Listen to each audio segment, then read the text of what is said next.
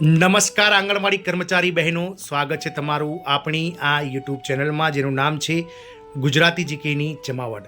તો આજના આંગણવાડી સમાચારમાં આપ તમામ બહેનોનું સ્વાગત છે। આજના આંગણવાડી સમાચારમાં આપણે જાણીએ કે ગત રોજ ગુજરાત રાજ્યના મહિલા અને બાળ વિકાસ વિભાગ દ્વારા રાજ્યના જે અલગ અલગ 53,000 જેટલા આંગણવાડી કેન્દ્રોમાં કામ કરતા 53,000 કરતાં વધારે આંગણવાડી કાર્યકરો બહેનોને જે બીએલઓની કામગીરી સોંપવાને લઈ અને રાજ્ય સરકાર અને સુપ્રીમ કોર્ટે જે આદેશ આપ્યો હતો તેના વિરુદ્ધમાં જે છે તે રાજ્ય સરકારના મહિલા અને બાળ વિકાસ વિભાગ દ્વારા એક અતિ મહત્વનો પરિપત્ર કરતા આજે આંગણવાડી કર્મચારીઓ છે, કાર્યકરો છે, તેમને બીએલઓની કામગીરી સોંપવામાં ન આવે તેવો પરિપત્ર જાહેર કર્યો હતો। જ્યારે આ પરિપત્રનો ફરીથી ઉલ્લંઘન કરવામાં આવી રહ્યું છે અને આંગણવાડી બહેનોને બીએલઓની કામગીરી સોંપાતા ફરી એકવાર નારાજગી વ્યાપી છે। તો આજના વિડીયોમાં વિગતવાર જાણીએ કે શું છે આ બીએલઓ કામગીરીની જે સંપૂર્ણ બાબત, તેને લઈને વિડીયોમાં વિગતવાર ચર્ચા કરીએ।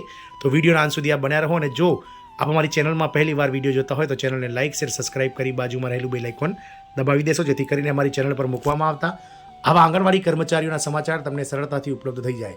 તો આપ સૌને જણાવી દઈએ કે ગત રોજ સુપ્રીમ કોર્ટ દ્વારા શિક્ષકો, આંગણવાડી કર્મચારી, માનવવેતનમાં કામ કરતા, કોન્ટ્રાક્ટમાં કામ કરતા કર્મચારીઓને પણ બૂથ લેવલ ઓફિસર એટલે કે ચૂંટણીની કામગીરી સોંપવામાં આવતો મહત્વનો હુકમ કરવામાં આવ્યો હતો। આના વિરોધમાં ગુજરાત રાજ્ય આંગણવાડી એસોસિએશન દ્વારા ગુજરાત રાજ્યના મહિલા અને બાળ વિકાસ વિભાગને જે છે તે આંગણવાડી કાર્યકરોને ફક્ત ને ફક્ત આંગણવાડીની જ કામગીરી સોંપવામાં આવે, તે સિવાયની અન્ય કામગીરી ન સોંપવામાં આવે તેવી જે છે તે વિનંતી કરવામાં આવી હતી। ત્યારબાદ ગુજરાત રાજ્યના મહિલા અને બાળ વિકાસ વિભાગ દ્વારા આ બહેનોના જે છે તે કહી શકાય કે તેમના હિતમાં એક મહત્વનો પરિપત્ર કર્યો હતો, જેમાં જણાવવામાં આવ્યું હતું કે આંગણવાડી કાર્યકરોને બીએલઓની કામગીરીમાં જે છે તે કોઈપણ જાતનું દબાણ કરવામાં નહીં આવે અને તેમને જે છે તે બીએલઓની કામગીરીમાંથી મુક્તિ આપવામાં આવશે। પરંતુ જ્યારે હવે તંત્ર દ્વારા બીએલઓની કામગીરી માટે દબાણ કરવામાં આવી રહ્યું હોવાનું આવેદનપત્ર જે છે તે આ બહેનો દ્વારા આપવામાં આવી રહ્યું છે।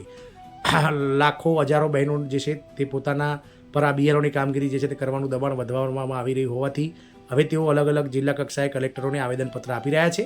આવેદનપત્રમાં વધુમાં જણાવ્યું છે કે રાજ્યના તમામ જિલ્લાઓમાં બીએલઓની કામગીરી આંગણવાડી કાર્યકરોને સોંપવામાં આવી છે।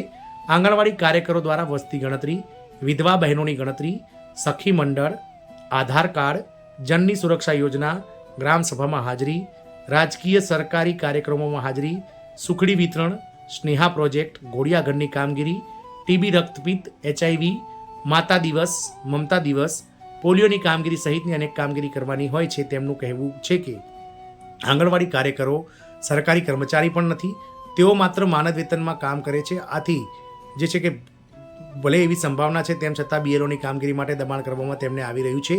સરકારનો પરિપત્ર છે કે આંગણવાડી કાર્યકરો પાસે આંગણવાડી સિવાય અન્ય કોઈ કામગીરી કરાવી નહીં, છતાં સરકારનું પરિપત્રનું ઉલ્લંઘન જે તે કરવામાં આવી રહ્યું છે અને જિલ્લા કક્ષાએથી, તાલુકા કક્ષાએથી આ કાર્યકર બહેનોને બીએલઓ બનાવવા માટેની જે દબાણ કરવામાં આવી રહ્યું છે। પોષણ સંગમ કાર્યક્રમમાં બાલ વિકાસ વિભાગ દ્વારા કુપોષણ મુક્ત ગુજરાત અને ભારતના લક્ષ્ય સાથે લોન્ચ કરવામાં આવ્યો છે। બીએલઓની કામગીરી કરવાથી આ કામગીરીમાં વિક્ષેપ પડવાની સંભાવના પણ વ્યક્ત કરવામાં આવી છે। અહીં તમામ આંગણવાડી કાર્યકરોએ બીએલઓની કામગીરી સાથે અસંમતિ દર્શાવી માંડવી તાલુકા મામલતદાર સમક્ષ આ કામગીરીમાંથી મુક્તિ આપવાની માંગણી કરી હતી।